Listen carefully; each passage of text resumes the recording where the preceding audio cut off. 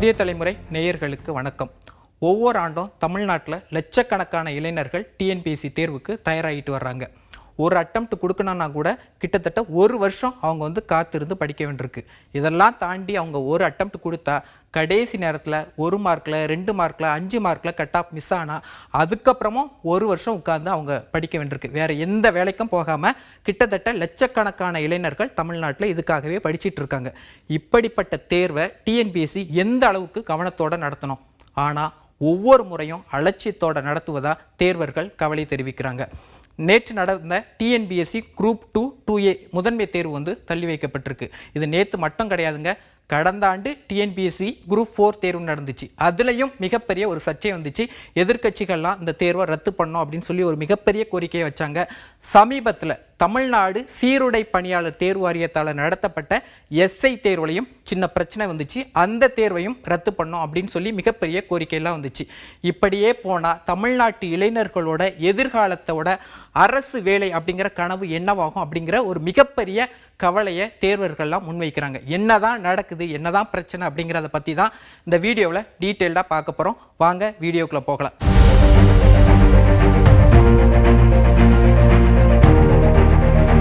அலட்சியம் காட்டுகிறதா டிஎன்பிஎஸ்சி, இந்த தலைப்பில் தான் பற்றி நம்ம பேச போகிறோம். சரி, முதல்ல நேற்று என்னதான் விஷயம் அப்படிங்கிறத பற்றி நம்ம பார்க்கலாம். நேற்று என்ன தேர்வு நடக்க இருந்து அப்படிங்கிறத பார்த்தீங்கன்னா குரூப் 2 குரூப் 2A முதன்மை தேர்வுகள் தான் நடக்க இருந்துச்சு. இதற்கான ப்ரிலிமினரி எக்ஸாம் கடந்த ஆண்டே நடந்துச்சு. கிட்டத்தட்ட ஒரு 4 லட்சம் பேர் அதில் அட்டெம்ப்ட் ஆகியிருந்தாங்க. அதில் 10,583 பேர் மட்டும்தான் முதன்மை தேர்வு, அதாவது நேற்று நடந்த முதன்மை தேர்வுக்கு எழுத தகுதி பெற்றிருந்தாங்க. இந்த 10,583 பேர் தான் நேற்று எழுதுறதுக்காக தேர்வுக்காக வந்திருந்தாங்க. மொத்தம் எவ்வளோ போஸ்டிங் அப்படின்னு பார்த்தீங்கன்னா 822 பணியிடங்கள். இந்த 822 பணியிடங்களுக்கு 10,583 பேர் போட்டியிடுறாங்க. நேற்று என்ன பிரச்சனை அப்படிங்கிறத நம்ம டீட்டெயிலாக பார்க்கலாம். நேற்று என்ன பிரச்சனை அப்படின்னு பார்த்தீங்கன்னா சென்னையில் மட்டும் 3 மையங்களில் 3,221 பேர் தேர்வு எழுத ஏற்பாடு செய்யப்பட்டிருந்தது. தமிழ்நாடு முழுக்க தேர்வு மையங்கள் இருக்கும்ல, அதில் சென்னையில் மட்டும் 3,221 பேர் எழுதுறதுக்காக அட்மிட் ஆகியிருந்தாங்க. இவங்க எல்லாமே அவங்க ஹால் டிக்கெட்டில் கொடுத்த அந்த எக்ஸாம் சென்டருக்கு போகிறாங்க, அங்கே வெயிட் பண்ணுறாங்க. ஆனால் அவங்கள எழுத அனுமதிக்கலை. ஏன் அப்படின்னு பார்த்தீங்கன்னா பதிவன் ஒதுக்கப்படல. இது ஒரு சென்டரில் கம்ப்ளைண்ட். உங்களுக்கு நீங்கள் உங்கள் ஹால் டிக்கெட்டில் இந்த சென்டர் தான் இருக்குது, ஆனால் உங்களுக்கு இங்கே ரிஜிஸ்டர் நம்பர் போடலையே, எப்படி உங்களை அலோவ் பண்ணுறது அப்படின்னு சொல்லி அங்கே உள்ள அதுக்கு தேர்வு எழுத வந்திருக்கவங்களுக்கு அவங்க சொல்கிறாங்க. அவங்க என்னன்னு தெரியாமல் சண்டை போடுறாங்க. நீங்கள் வேறு ஏதாவது சென்டரில் உங்களுக்கு அலோகேட் பண்ணியிருப்பாங்க, நீங்கள் அங்கே போய் பாருங்கள் அப்படின்னு சொல்லும்போது கடைசி நேரத்தில் தேர்வர்கள் என்னன்னு தெரியாமல் ரொம்ப கஷ்டப்படுறாங்க. இது ஒரு சென்டரில் பிரச்சனைனா, இன்னொரு சென்டரில் என்ன பிரச்சனை அப்படின்னு பார்த்தீங்கன்னா சென்டருக்குள்ளே போய் உட்காடுறாங்க, ஆனால் அங்கே வினாத்தாள் வரல. அவங்க எல்லாம் ரெடி ஆயாச்சு, மற்ற இடங்கள்லாம் எக்ஸாம் ஸ்டார்ட் ஆயாச்சு, ஆனால் இவங்களுக்கு கொஸ்டின் பேப்பரே போகலை. ஒவ்வொரு இடங்கள்லையும் ஒவ்வொரு விதமான பிரச்சனை. தேர்வர்களுக்கு வழி தரலை. இவ்வளோ வருஷம் நம்ம கஷ்டப்பட்டு படிச்சிருக்கோம், கடைசி நேரத்தில் இப்படி கைவிட்டா என்ன அப்படின்னு சொல்லி மிகப்பெரிய போராட்டம் நடக்கிறாங்க. அதன் தொடர்ச்சியாக என்ன நடக்குது அப்படின்னு பார்த்தீங்கன்னா தொழில்நுட்ப கோளாறு ஏற்பட்டுச்சு அப்படின்னு சொல்லி டிஎன்பிஎஸ்சி தரப்பில் விளக்கம் கொடுக்கப்படுது. அதாவது இவ்வளோ வருஷம் அவங்க கஷ்டப்பட்டு படிக்கிறாங்க, கடைசியில் ஒரே வார்த்தையில் சொல்லி முடிச்சுட்டாங்க, தொழில்நுட்ப கோளாறால் இந்த தேர்வு சென்னையில் ஒத்தி வைக்கப்படுது அப்படின்னு சொல்கிறாங்க. ரத்து இல்லை, ஒத்தி வைக்கப்படுறாங்க, கொஞ்சம் தள்ளி வைக்கிறோம் அப்படிங்கிற மாதிரி அனௌன்ஸ்மெண்ட் கொடுக்குறாங்க. முதற்கட்டமாக சென்னையில் ஒத்தி வைக்கிறத தகவல் வருது. அதற்கப்புறம் அப்படின்னு பார்த்தீங்கன்னா மாநிலம் முழுவதும் தேர்வு ஒத்தி வைக்கு அப்படிங்கிற ஒரு அறிவிப்பு வெளியாகுது.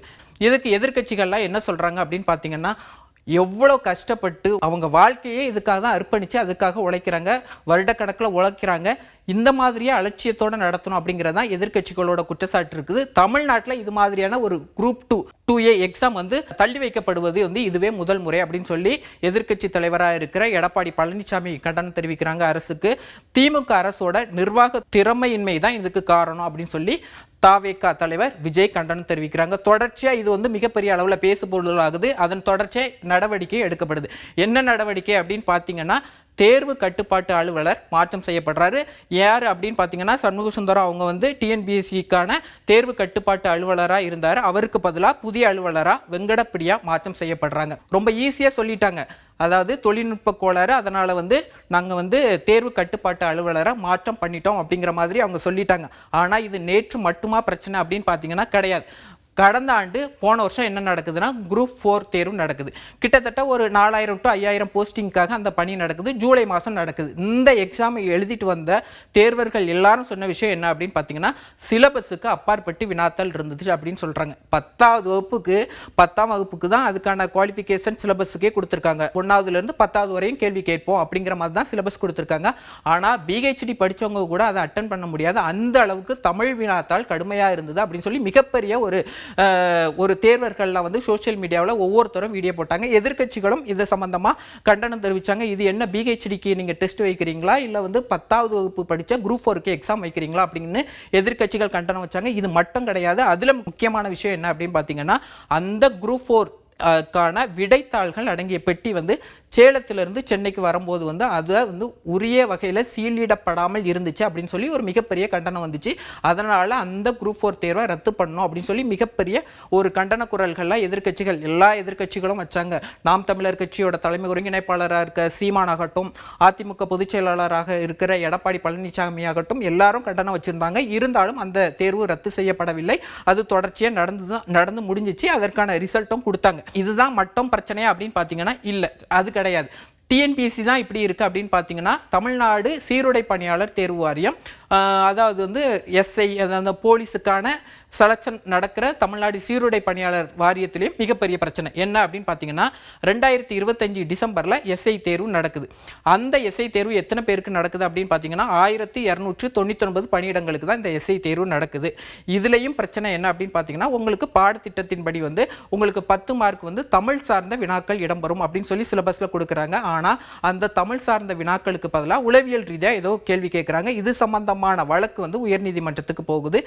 ஏன் இந்த பிரச்சனை அப்படின்னு சொல்லி நீதிமன்றமே கேட்குறாங்க. இதையும் தாண்டி இதோட ரிசல்ட் வந்து ரிலீஸ் பண்ணுறாங்க. ரிலீஸ் பண்ணாலும் அதை வந்து உடனடியாக ரிலீஸ் பண்ணிட்டு அடுத்த சில மணி நேரங்கள்லேயே அந்த வெளியிடப்பட்ட முடிவுகளை நீக்கம் பண்ணுறாங்க. உங்களுக்கு மறுமுடிவுகள் வெளியிடப்படும் அப்படின்னு சொல்கிறாங்க. ஏன் அப்படின்னு கேட்டால் தொழில்நுட்ப கோளாறு அப்படின்னு சொல்கிறாங்க. இத்தனை பேர் கஷ்டப்பட்டு படிக்கிறாங்க, அதுக்கான முறையாக அதில் வந்து சரியான வகையில் தேர்வு வைக்கப்படல அப்படிங்கிற ஒரு குற்றச்சாட்டு இருக்குது. அதையும் தாண்டி என்ன அப்படின்னு பார்த்தீங்கன்னா, ரிசல்ட்டை டிக்ளேர் பண்ணுறாங்க. அந்த ரிசல்ட்லையும் தொழில்நுட்ப கோளாறு அப்படின்னு சொல்லி மறுமுடிவுகள் வெளியிடப்படும் சொல்கிறாங்க.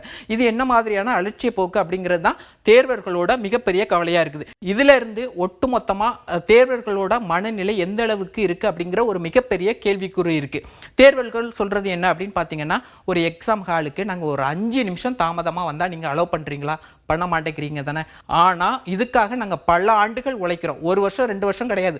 1 மார்க் 2 மார்க்கில் போனால் நிறைய அதுக்காக அடுத்த வருஷம் வந்து உட்கார்ந்து படிக்க வேண்டியிருக்குது. இல்லத்தரசிகள் இதுக்காக வீட்டு வேலையும் பார்த்துக்கிட்டு இதுக்காக படிக்கிறாங்க. அப்படி இருக்கும்போது எவ்வளவு கவனத்தோட இந்த வேலையை நீங்கள் வந்து இதற்கான தேர்வை நடத்தணும். ஆனால் இவ்வளவு அலட்சியமாக நடத்துகிறீங்களே அப்படின்னு சொல்லி மிகப்பெரிய ஒரு வருத்தத்தை, ஒரு கவலையை அவங்க வெளிப்படுத்துகிறாங்க. இப்படியே போனால் இளைஞர்களோட அரசு வேலை அப்படிங்கிறது எந்த வகையில் இருக்கும் அப்படிங்கிறது அவங்களோட கேள்வியாக இருக்குது. லட்சக்கணக்கான இளைஞர்கள் ஒவ்வொரு ஆண்டும் இதுக்காக தயாராகிட்டு இருக்காங்க. இப்படிப்பட்ட தேர்வை டிஎன்பிஎஸ்சி ஆகட்டும், இல்லாட்டினா தமிழ்நாடு சீருடை பணியாளர் தேர்வு வாரியமாகட்டும் எவ்வளவு கவனத்தோடையும் இளைஞர்கள் மத்தியில், இதற்கான தேர்வர்கள் மத்தியில் நம்பிக்கையை விதைக்கக்கூடிய வகையில் நடத்தணும் அப்படிங்கிறது தான் ஒட்டுமொத்த தேர்வர்களோட கோரிக்கையாக இருக்குது.